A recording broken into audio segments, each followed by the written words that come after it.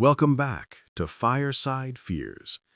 If you enjoy chilling, immersive horror stories told in the dark, make sure to subscribe and hit the like button. Now, let the fire crackle, let the night settle in, and let's begin. The shape that stood in my doorway. I don't remember the exact moment it began. For the longest time, I thought it started on the night I woke up and saw something standing in my doorway.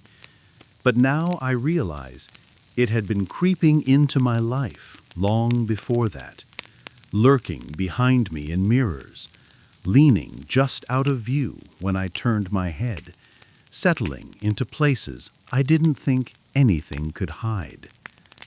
That night was simply when it decided to make itself known. My bedroom door was cracked open, the way I always left it, because the faint bathroom light in the hallway made me feel less alone. But the crack didn't comfort me that night. It framed a figure, a tall, motionless silhouette. Not moving, not breathing, not blinking. It just stood there, like it had always belonged in that doorway. I told myself it was a shadow, or that half-sleep tricks were messing with my head. I pulled my blanket over my face, peeked out a moment later, and the shape was still there. Same outline, same height, same disturbing stillness. I whispered, "Hello?" And for a moment, I thought I imagined the slight forward lean it made, like it was bending closer to hear me. I grabbed my phone and turned on the flashlight. The beam hit the doorway. Nothing. But the air felt wrong, disturbed, like something had moved faster than I could see. I forced myself to sleep, pretending it was all in my head. That was a mistake. The next morning, something in the apartment felt different. The air felt colder, metallic, like someone had been breathing in the hallway all night. I went to work and pretended everything was normal. That night, I slept early and kept the door only slightly cracked. At 3:11 a.m., I woke up suddenly. The door was open wider than I'd left it, and the shape was there again. But this time, it wasn't in the hallway. It was halfway inside my room. The faint outline of a head, shoulders, arms hanging down, completely still. I didn't move. I didn't blink. I stared until my eyes watered. Then the shape tilted, not bent, not shifted, but tilted like its body was weightless. Its head angled sideways, as if studying me. I turned on the lamp. It vanished instantly. The door, however, remained open.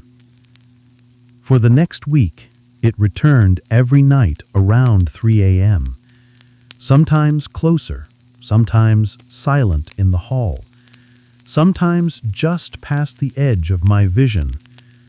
Once, when I was showering, I felt the curtain shift, as if someone stood inches away, watching.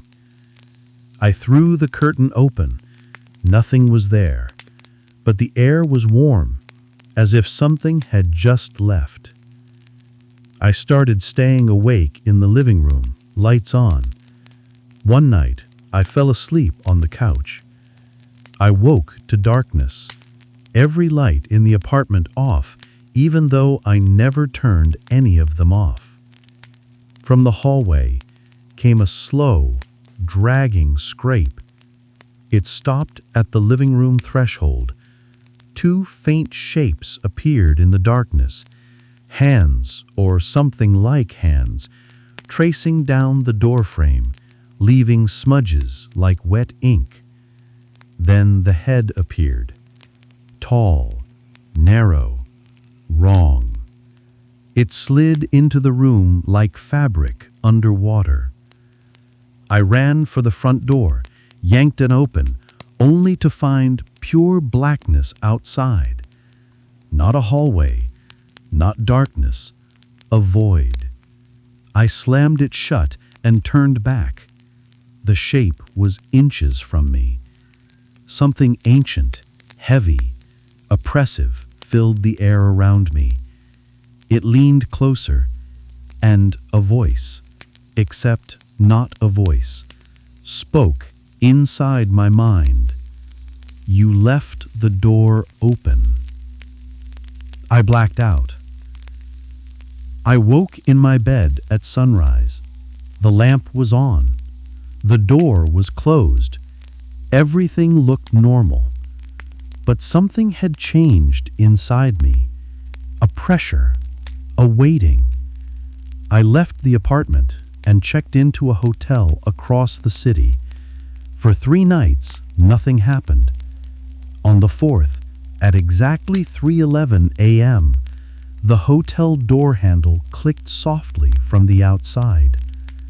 A moment later, a thin shadow slid under the door, human-shaped, wrong-shaped, familiar. I fled to another hotel, another city. But every night at 3:11 a.m., the same click, the same thin shadow under the door, the same whisper in my skull.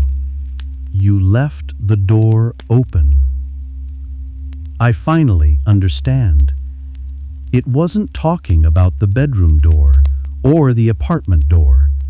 It meant something else. Some internal door I must have opened without realizing it. And now, the pressure inside my head grows. Something moves there, like fingers brushing the inside of my skull. I know what's coming next. Not a visit, not a shadow, not a silhouette. It's coming through. The fire's burning low now. If you enjoyed the story, stay close. There are many more to tell. Until next time, sleep with one eye open. You're never truly alone when you're near the fire.